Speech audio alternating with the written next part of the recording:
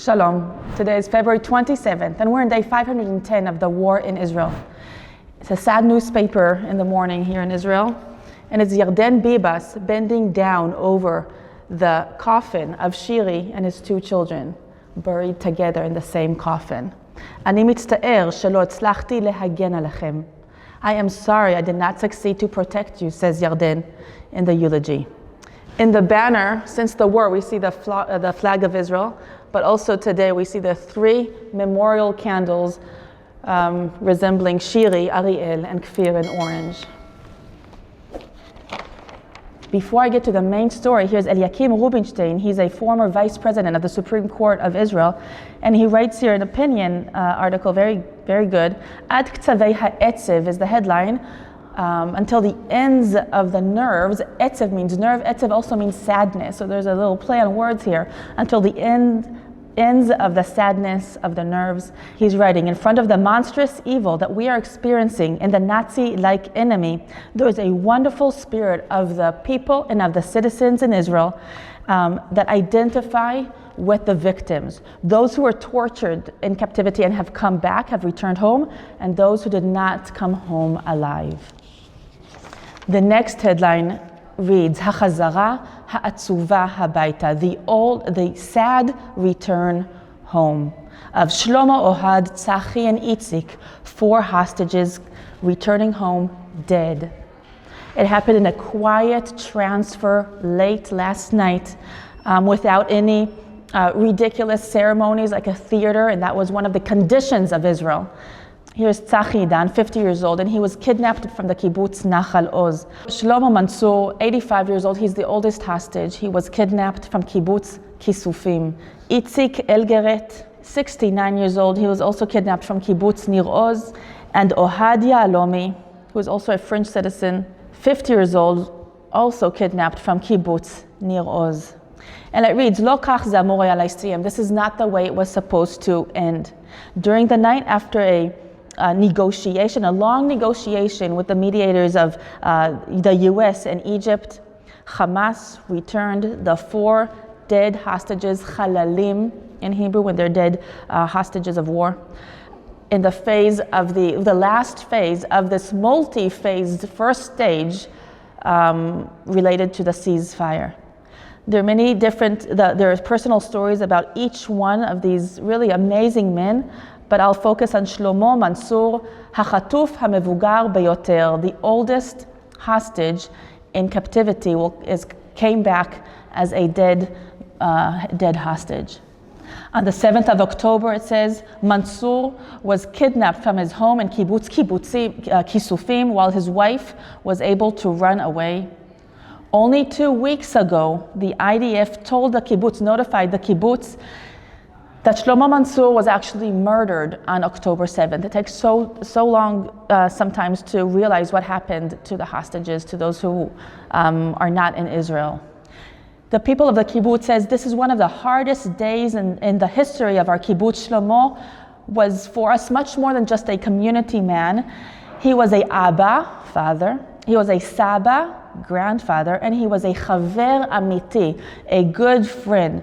And Halev Poem Shel Kisufim, he was the beating heart of kibbutz Kisufim. The whole community is united in our pain and mourning for the loss of Shlomo Mansoor. We also know that Shlomo Mansoor was an Iraqi Jew. He immigrated from Baghdad in Iraq with his parents at age 13 after some persecution of Jews there by the Muslims in Baghdad. May their memory be blessed. Israel b'milchama, Israel's at war. And it reads, tonight, this evening, the results of the investigation of the IDF of the Ason meaning disaster of October 7th, will be presented to the public this evening. The investigations are of the disaster, of course, and of the battles that happened in the Gaza envelope villages on the Israeli side. Here in the photograph, we see one photograph of just a symbol of everything that happened there. We see the destruction that happened by the murderers of Hamas. This is in Kfar Aza, the Jewish village on the Israeli side. In this image, we see the breaking of the fence from the Gaza to the Israeli side that happened early in the morning of October 7th. But really, this article is explaining how the investigation has many gaps in it. The investigation was done by many departments, by huge manpower, in order to reach these lessons learned, and we do hope that there's some lessons learned in here that October 7th will not happen again, as much as it's up to Israel. Now to the funeral yesterday of Shiri, Ariel, and Kfir Bibas. And the quote in the headline is that Yarden will know that he has us, et Am Israel, the people of Israel. It was a day of tears, it reads, a day of broken hearts on the side of the road, a day where we shared the last honor for Shiri, Ariel, and Kfir Bibas. Here's Yarden Bibas in the funeral over the coffin of Shiri and his 2 children yesterday. On the right is quoted the full eulogy of Yarden, and we'll translate it and post it on our website on allisrael.com. And I'll read one of the key sentences highlighted here. At zocheret et hachlata achrona shelanu, do you remember our last decision? In the safe room, I asked you, do we fight or do we surrender?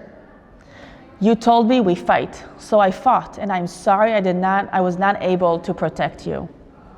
The author here is in the funeral and in the convoy, and he's sharing about his emotions and what he sees.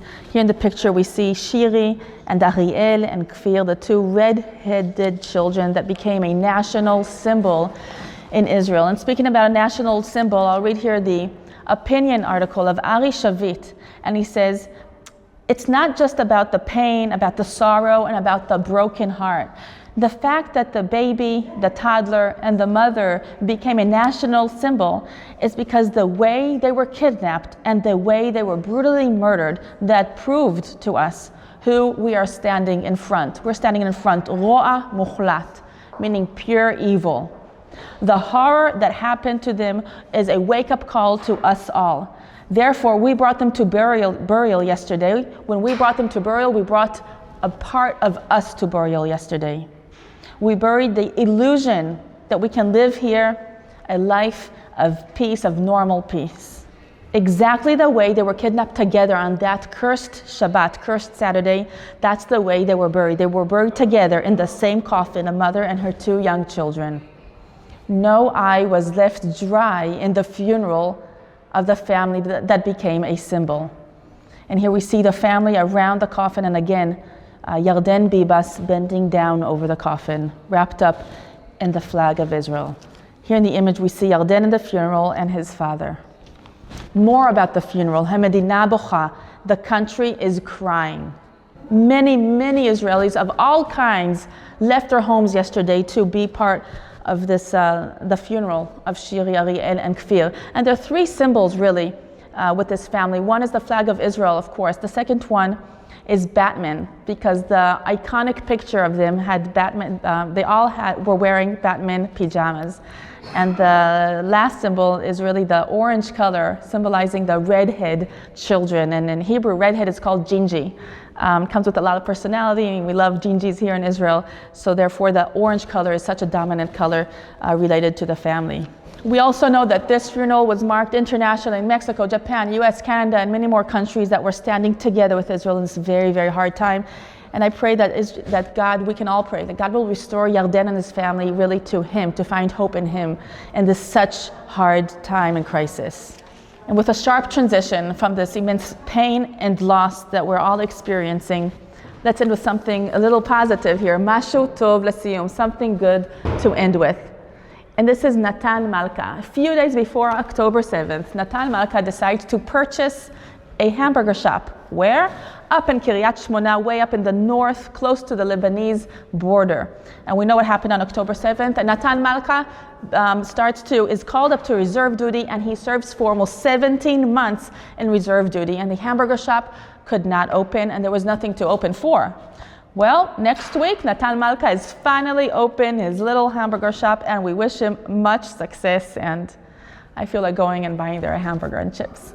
This is all for today. For more news that matters in Israel and more updates, go to allisrael.com.